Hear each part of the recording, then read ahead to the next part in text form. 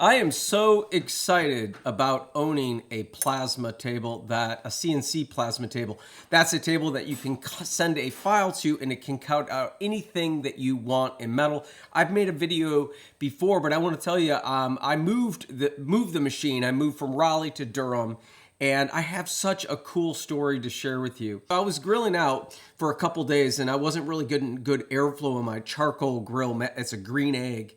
And I really was wondering what's going on. It was difficult to clean. And I found out my bottom grate was broken. Now I can order the grate, but I had people on the way. I had steaks marinating. And you know what? I went inside of the hack lab and jumped into Fusion.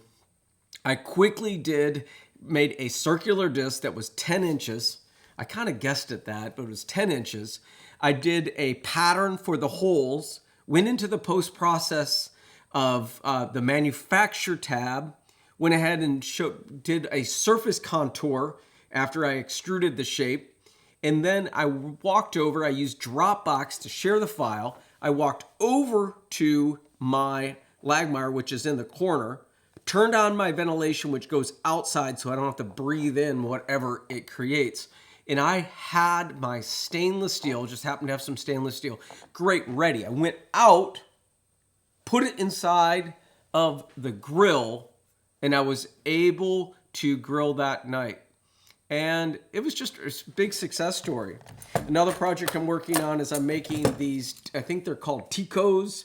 They're a Japanese martial art thing, and the most familiar one is the Wolverine claws. So there's claws that come up here. I really like how I can prototype with thinner metal and get it to a point where I can test everything out on the smaller piece of metal really fast using scrap metal. You can even use stop signs that I've used for my saltwater cart. But the table is just reliable.